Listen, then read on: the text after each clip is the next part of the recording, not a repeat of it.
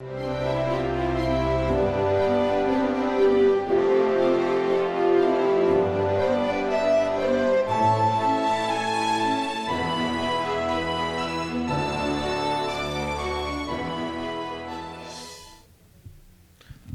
afternoon.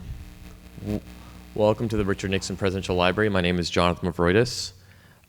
Before I introduce our special guest, I just wanted to briefly say that we have a special exhibit out in the Locher Center area that marks the 50th anniversary of 1968, the 1968 election. It's called "Vote Like Your Whole World Depended on It: The Story of the 1968 Election." It's about that tumultuous year, the wave of social change, and amidst all of that, Richard Nixon becoming President of the United States. It's filled with media at the time and actually has a 1960s living room you can sit in, where you can pop in a Simon & Garfunkel LP or one of your other favorite records. There's also a television set in there, and you can take in the evening news with Walter Cronkite if you choose. I am pleased to introduce our distinguished speaker for this today, who will take you around the globe and discuss America's current national security challenges, from a resurgent Russia, the economic and military challenges of an imperial China, nuclear North Korea and Iran, and the immigration challenges posed by Europe by the Syrian civil war. In my mind, there's no one as insightful and informative as Robert Bud McFarlane to take you on a tour of the geopolitical world. Mr. McFarlane has a distinguished record of public service, including 10 years at the White House and State Department, serving variously as counselor to the Department of State, the National Security Advisor to President Reagan, and military advisor to Dr. Kissinger and Brent Scowcroft. In the Reagan years, he was the architect of U.S. policies which so stressed the Soviet economy as to bring it down, and in the process accelerated the collapse of Marxism in the former Soviet Union and the first reduction of nuclear weapons in history. He has a distinguished academic and career background. He is a graduate of the U.S. Naval Academy, served for 20 years as a U.S. Marine Corps officer. He was selected as the Olmsted Scholar, holding a Master of Science from the Graduate Institute of International Studies in Geneva, Switzerland, and was selected as a White House Fellow. In recent years, Mr. McFarlane has focused on organizing investment in developing countries, brokering reconciliation between rival Sunni and Shia sects in Iraq, coaching the tribal leaders in Darfur, and leading the United States Energy Security Council, a bipartisan panel of former cabinet officers, senior retired military officials, and senior corporate executives devoted to forging a more coherent energy policy. Currently, he is focused again with retired four-star military officers and distinguished American diplomats on the prevention of a nuclear arms race in the Middle East. Ladies and gentlemen, it is my pleasure to introduce to the stage the former National Security Advisor to the United States, Mr. Bud McFarlane.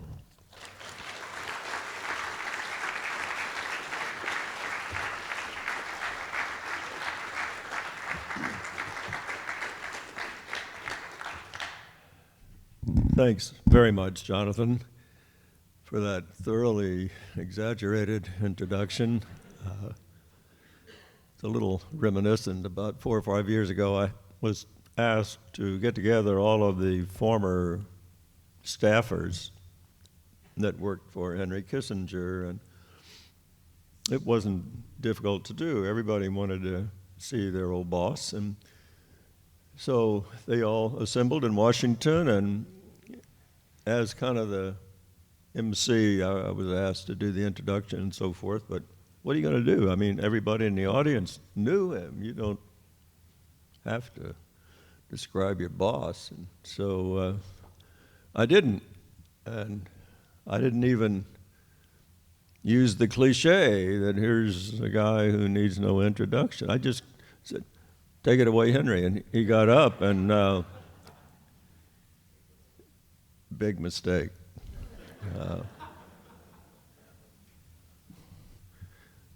Henry's wife, Nancy, is fond of saying that he's not a man who's overly burdened with humility. And he got up, though, and he looked at me and he said, "Bud, I may not need an introduction, but I always admire one. I came here to touch briefly on things that should keep us awake at night. Concerns about stability in various parts of the world, including Europe, Asia, the Middle East, standards of challenge, where American interests are quite clear, but threats to those interests growing worse. Let me start with Europe. We're going back 10 years to about the same time as recession here in our country. The housing market collapse here, that in Europe as well as other internal fractures in the design and functioning of the European Union, the common market, some of you may recall.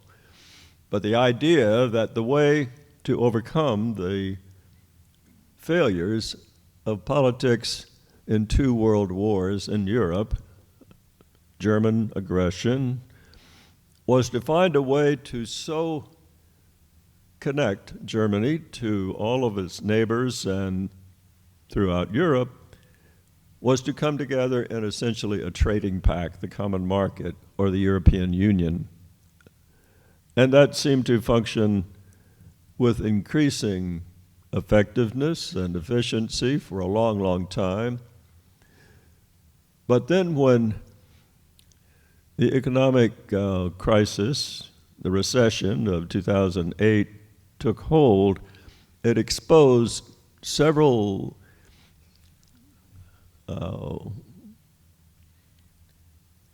measures of fragility.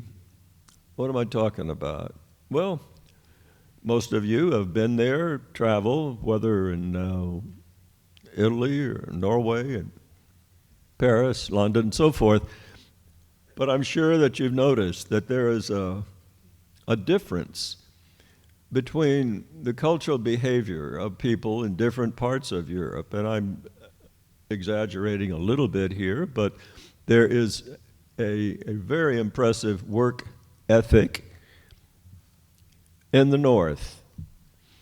Whether it's just cold weather, I don't know, but it's clear that the Swedes, Finns, Danes, Norwegians, as well as Germans, have a very high productivity, a very strong work ethic, and relatively low corruption in government, plus greater fiscal discipline and stability in their economies, as compared to countries in the Mediterranean. I don't say that to be at all pejorative.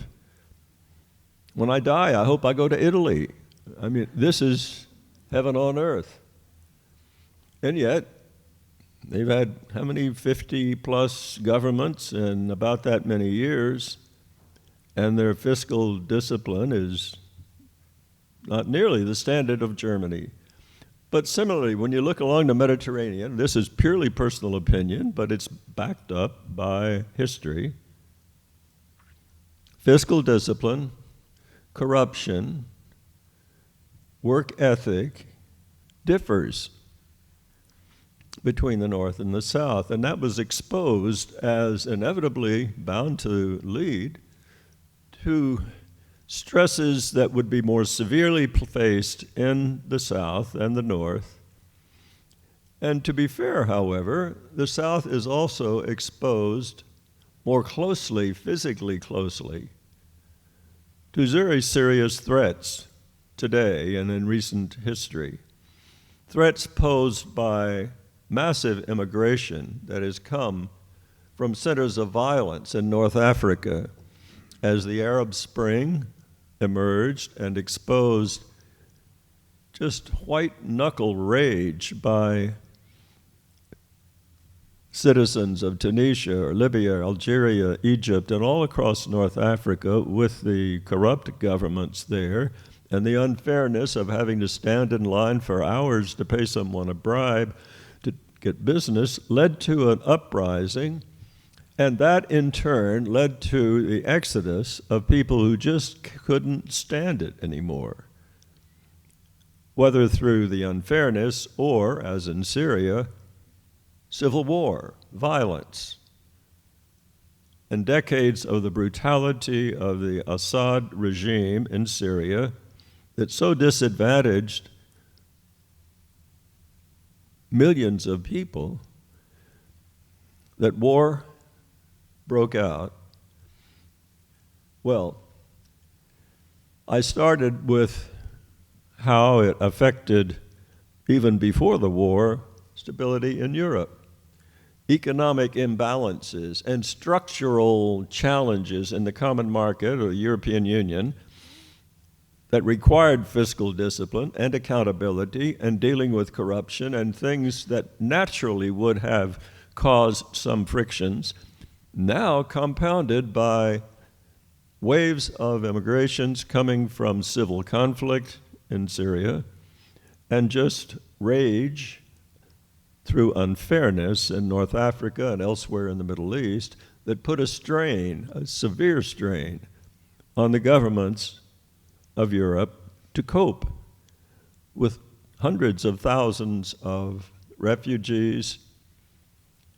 Further, the refugees, many, almost all, looking simply for safety and a better life, also included, let's be clear, jihadists that turned up, and before long you're seeing events such as Charlie Hebdo. Anybody remember that attack about 5 years ago in Paris? Others similar, lesser scale, but no less alarming in Brussels, along the Riviera. Evidence again that European countries have faced and are facing still risks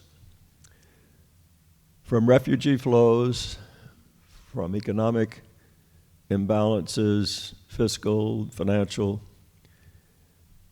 And so this original idea that was launched 65 years ago to contain Germany and get it so inextricably linked with its neighbors as to prevent future wars, has on the whole worked, but is now very much at risk of, if not unraveling, certainly being in a crisis condition for the foreseeable future, brought on primarily by the inflow of refugees and jihadis, minority, tiny minority. And if that weren't enough, you have the emergence of Russia once more espousing ambitions of empire. It began about 5 years ago, or 2012, I guess, when they went into Georgia, country on the eastern end of the Black Sea, to try to restore the boundaries of the former Soviet Union, not Russia, by making sure that the government of Georgia didn't become too Western-oriented, seeking democracy. And without any pushback from the United States, before long, the Russians said, why not Ukraine? And first, seizing through force, really, Crimea, and then ultimately, again, without a great response from the West, Western Ukraine, under the guise that these were really very pro-Russian people in eastern Ukraine, and naturally they deserved protection of this neighbor.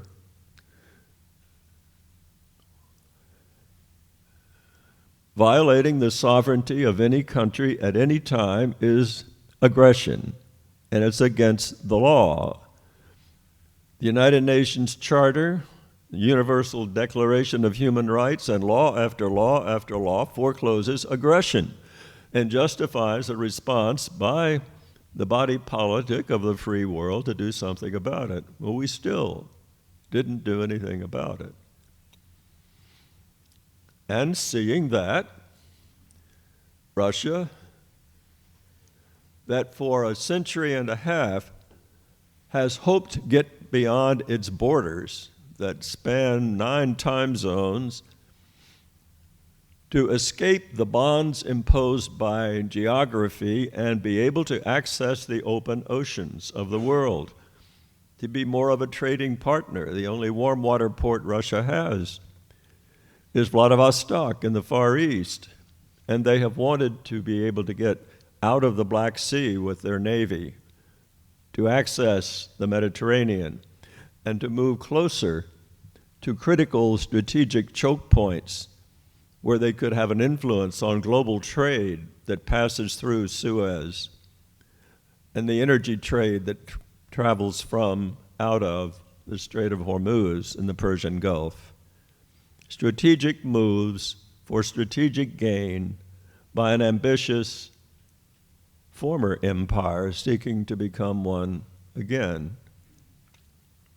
In China, you find a country that has been contained and oppressed itself, going back to the Opium Wars and before then, that is trying to escape those limits, and for the past 6 years or so,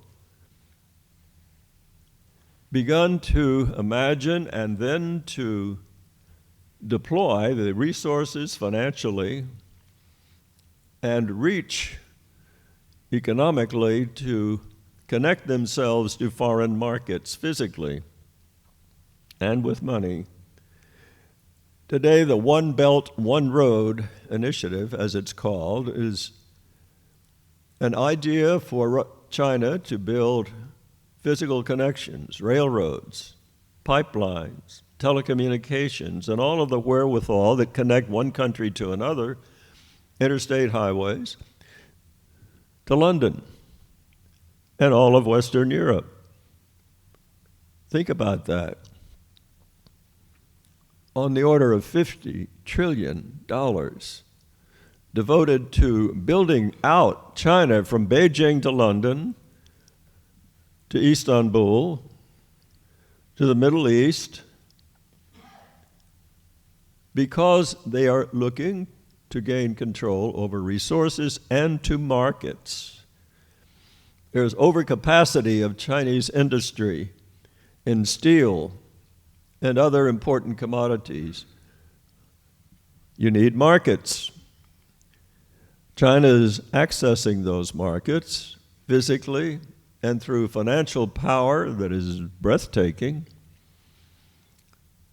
It's not that this is inevitable or without risk. China has run up massive debt, primarily internal debt, but it owes itself, that could undo or undermine this ambitious, expansionist, imperial strategy. But it's well along. One Belt, One Road encompasses not just the land bridge to Europe and the Middle East and beyond, but also a sea base to assure protection of maritime commerce from Russian ports to the ports of the world. You have to have places to refuel, refurbish, and defend. And so you find Russia establishing ports in Sri Lanka off the coast of India, in Djibouti, in the Red Sea, including military presence. So China's on the march. Part of it, they would say, is certainly for a defensible self-interest. That is, China doesn't have a lot of energy. Energy is fundamental, you know it. Any country, any sovereign that expects to provide jobs, growth, and so forth, has to have a source of energy. Energy does two things for anybody in Orange County or in Beijing. It turns the lights on, electricity, and it moves you to work and back in your car. So fuel and electricity. And China doesn't have any, or not very much, energy other than coal. And so, hence the justification for moving beyond its borders to find oil, gas, and the means of powering their own economy.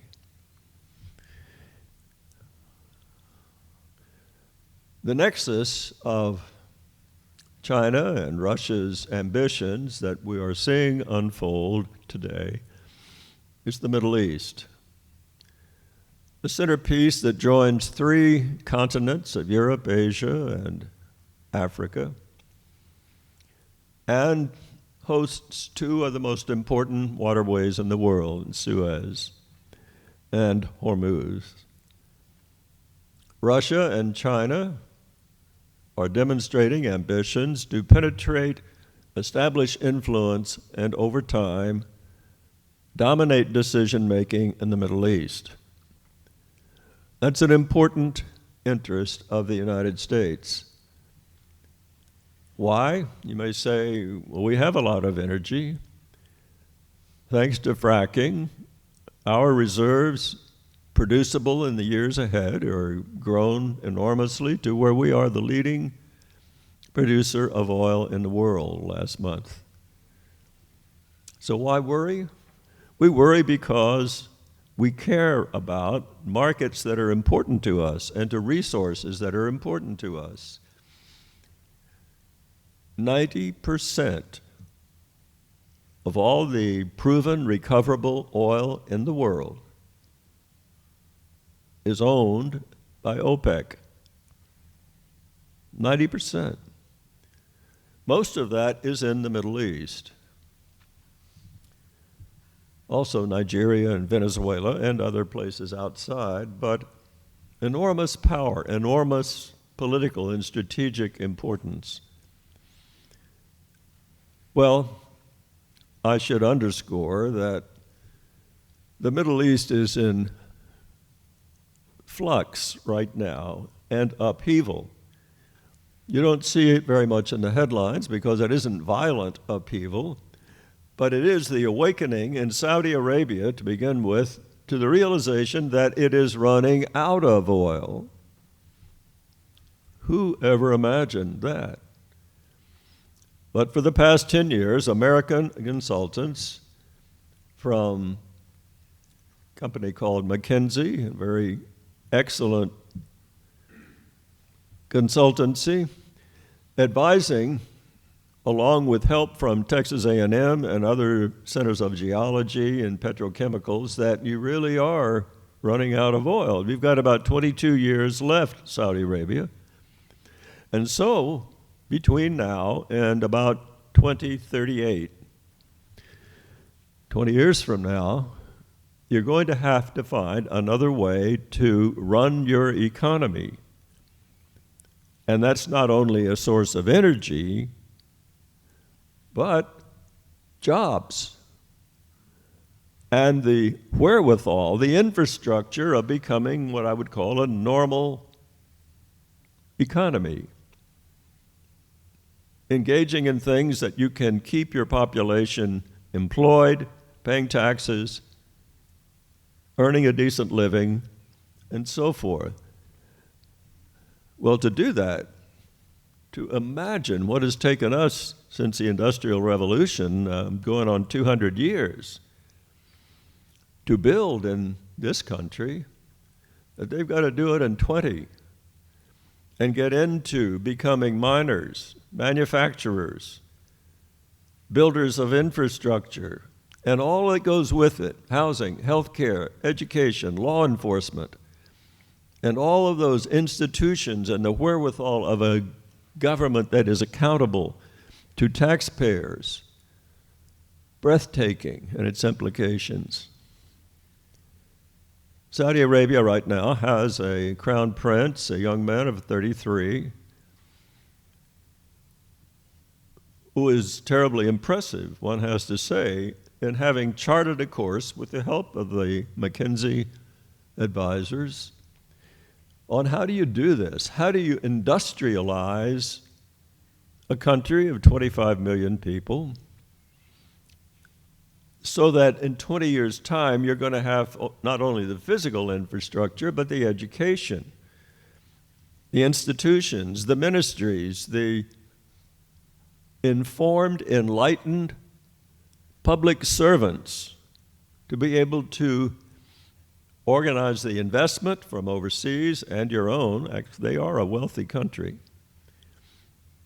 And finance the physical infrastructure, the educational talent, and operations to emerge in 20 years' time as a modern society not reliant on oil. Well, to do it, to get started, they've invited 5 countries to propose how they would build the first 2 nuclear power plants. And you may say, well, wait a minute, why nuclear? 2 reasons. When you imagine, as a Saudi in government, what it's going to take to get into mining and manufacturing and everything that I've explained here, it takes an enormous amount of electricity. You say, well, why not solar? Why not wind? Fair point. And they are doing that. They have been doing that. They have a lot of sun in Saudi Arabia. And yet, if you were to paper the whole Arabian Peninsula in solar panels, you wouldn't get beyond 2% of what the scale of need is going to be. You say, well, why not oil, at least until it runs out? It's because the oil is suddenly becoming more valuable as a product you can sell and sustain your life for the next 20 years. And that leaves you, however, with nuclear power generation. Well, we have it. We have just under 100 plants in the United States that produces nuclear power. So they're entitled to do that. They signed the Non-Proliferation Treaty.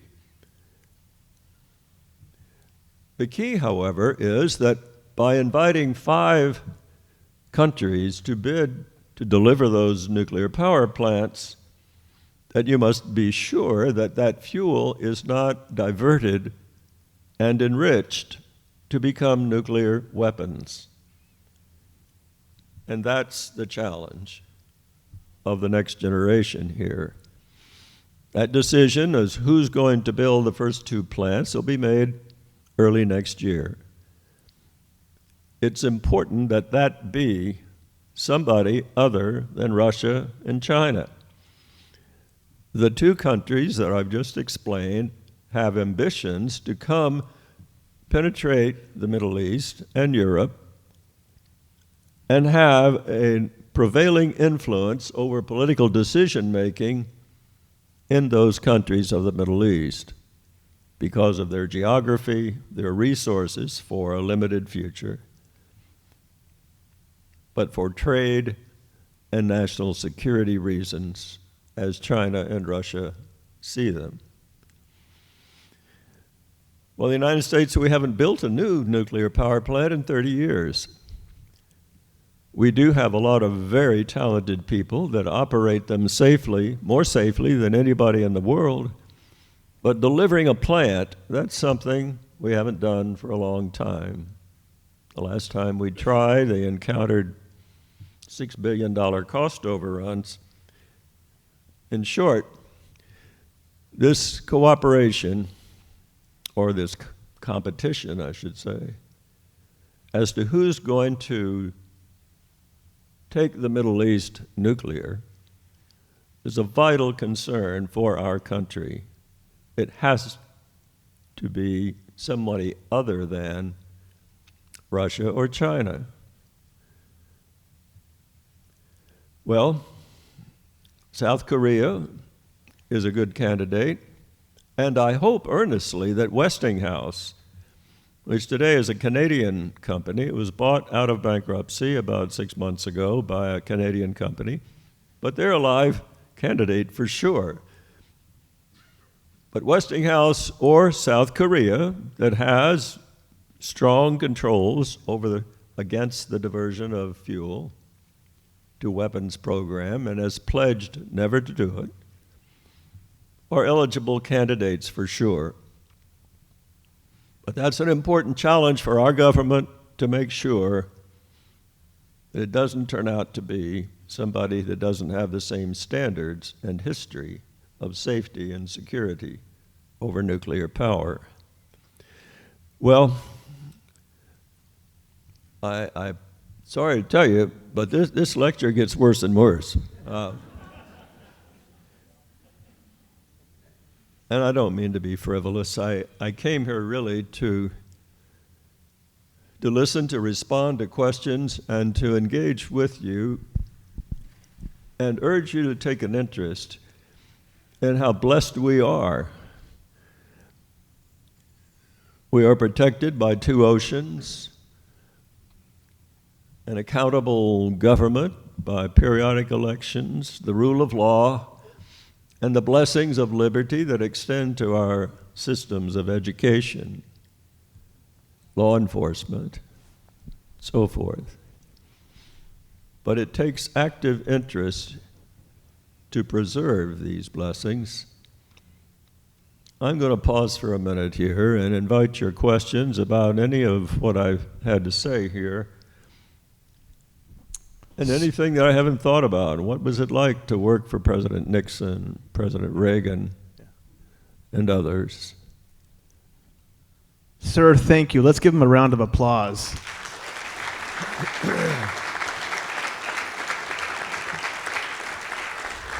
Our first question, back of the room to your left, sir. Our first question will be from a graduate student from Chapman University who is in the War and Society program. Thank you. I'll stand up. There we go. Hi, Mr. McFarlane. Thank you again for chatting with us today. I noticed you didn't touch on North Korea just now, and I was wondering two things. One, can you touch on the possibility that Kim Jong-un might move North Korea into modernity, and how you think Nixon would have handled that? Thank you. Wow. With students like that, our future is safe and secure. I'm serious. That's what it takes. The next generation caring enough to read the papers and study hard about why North Korea might, this time, after 25 years of failed negotiations, this time follow through to begin to denuclearize their arsenal. Well, odds would tell you it's unlikely given the 25 years of stonewalling and deceit. This time, however, one can make the case, and I will make the case, that Kim Jong-un, leader of North Korea, is looking at his own society and at the likely legacy that he is going to have unless things get better. This is a country that has very little energy, and thus if you saw when the President Trump had the summit in Singapore, there was available online a video that depicted the North Korean economy graphically and in Excel charts, but also in a picture from overhead at night. And it had South Korea, and it was just like flash bulbs and lights wall to wall from Busan in the south to the DMZ in South Korea. And North Korea at night is black. Black. Coal will take you so far, but that's all that North Korea has. Indeed, it's primarily what China has, and that's why China is so desperate to get beyond China accessing other energy.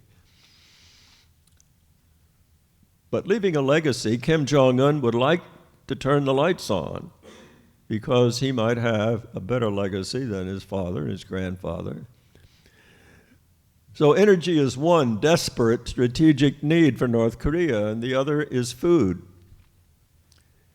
It is not a country of very arable land available for agriculture. It's quite primitive. It doesn't have farm-to-market roads. If they had farms, in this country, we forget. But in Texas, where I grew up, farm-to-market roads, most of which were built in the Roosevelt years, are what enabled our country to become a booming agricultural society. If you can't get your crops to market, you're toast. Well, they can't do that in North Korea. In the entire country, listen to this, there are 450 miles of paved roads. You have more than that in Orange County. But there is the evidence very clearly of how a gradual strategy of reciprocal actions by the United States and our allies in Japan and South Korea and North Korea, in which we say, listen, we think you need a port in North Korea to begin to trade with other people like us in Japan. So we'll build you a port if you will close another nuclear missile base. And we'll send a delegation that'll show you how to turn coal into clean coal. But we want to see more evidence that you're not going to test another nuclear weapon for 5 years. And. But don't mean to make it sound easy. It's not easy. But it's easy to make life better in North Korea, and it shouldn't come at the American people's tax dollar.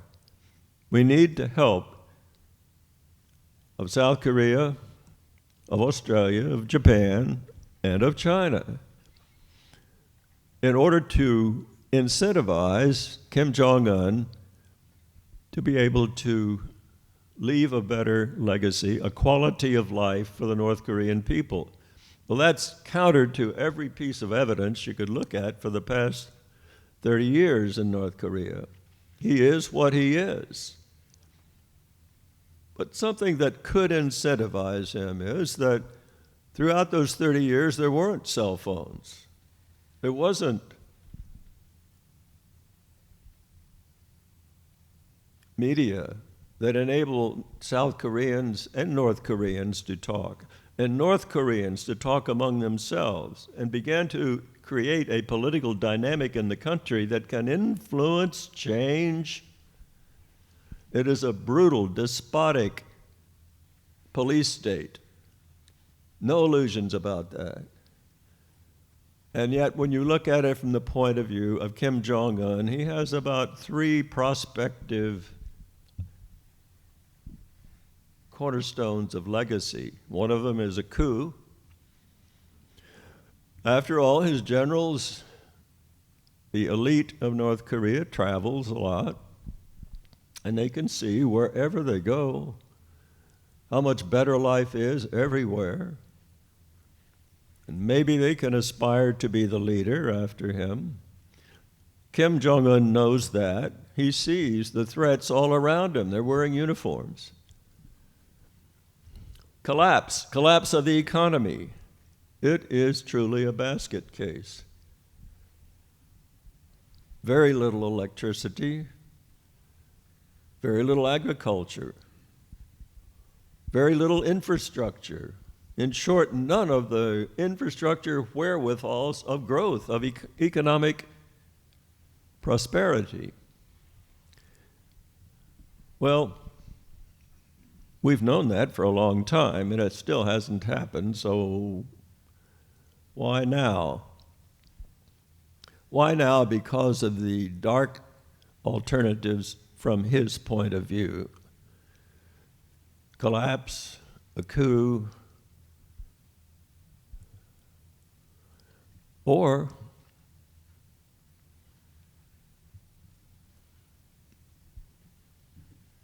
a paralytic, brutal police state, and a world that will record for sure the pointless bombast of a ruthless dictator. That's what it is. His missiles do work. His weapons technology is sound. Plus, there's a threat that none of us ever read about in the newspaper. I haven't seen anything here in the LA Times about what's called electromagnetic pulse. This is a low-order nuclear detonation, not in orbiting explosions, but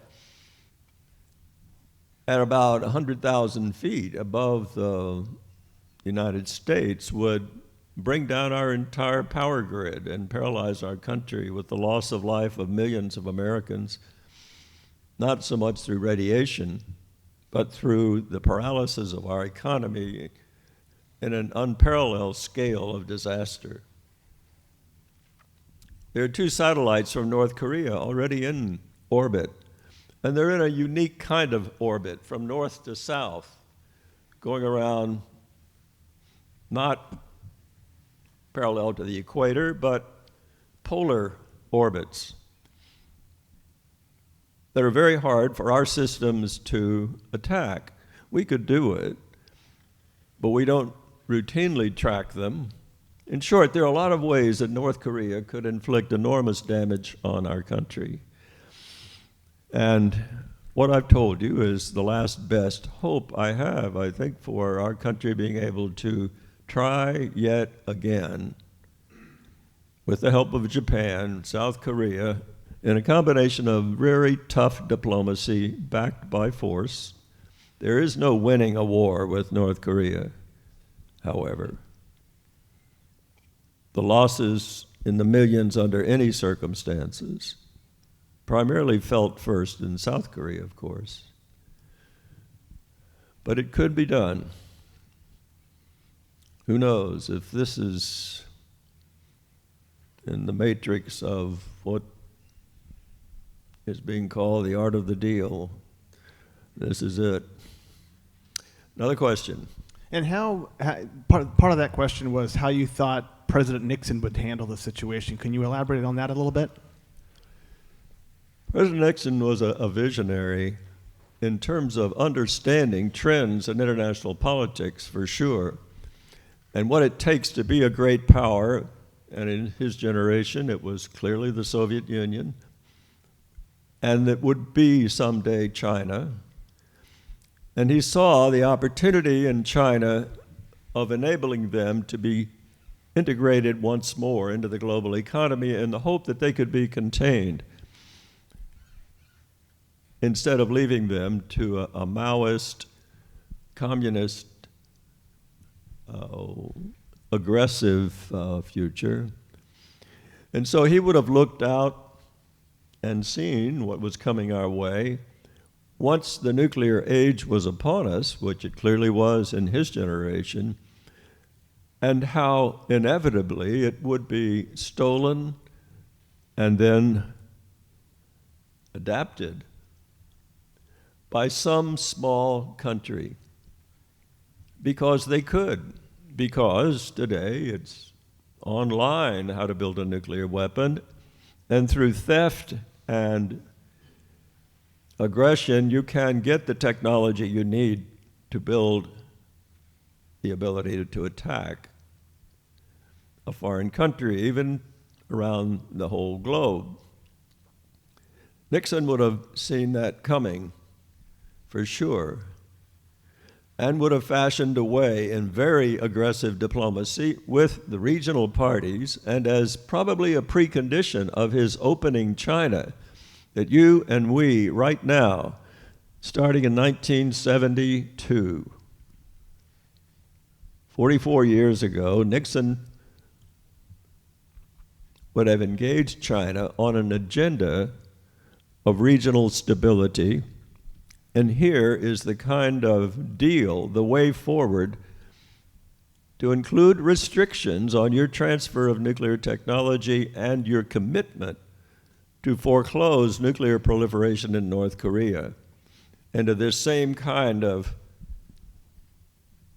exercise towards stability, using your own power and the power of China and Japan to condition the survival of North Korea on its willingness to foreclose nuclear weapons.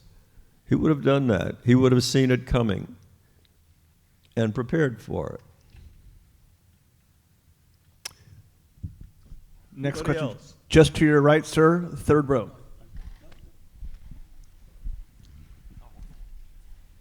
I have this question. I find it interesting that you didn't mention in the Middle East order Iran's role and our position with Iran. And as the second part of the question, what's your overall confidence level in our current administration to deal with the international situation?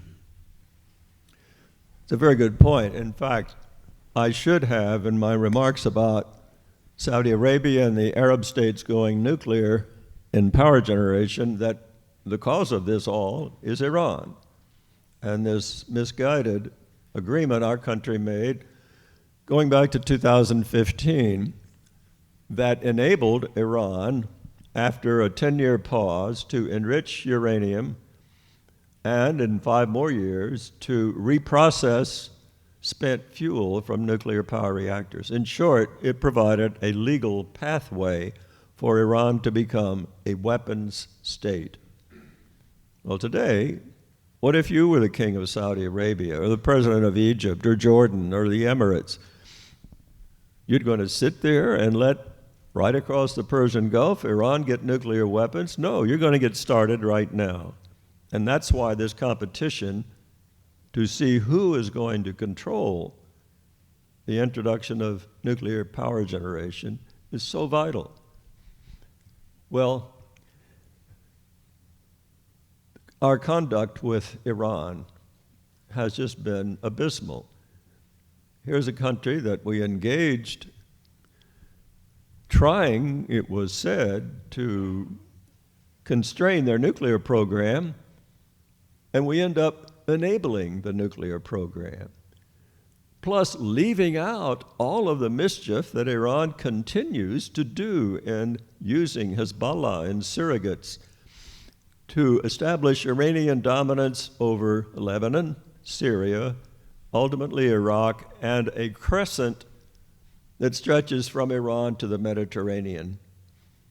Abysmal diplomacy, damaging to our national interest, but it has provoked what we will see as a possible nuclear arms race in the Middle East very soon.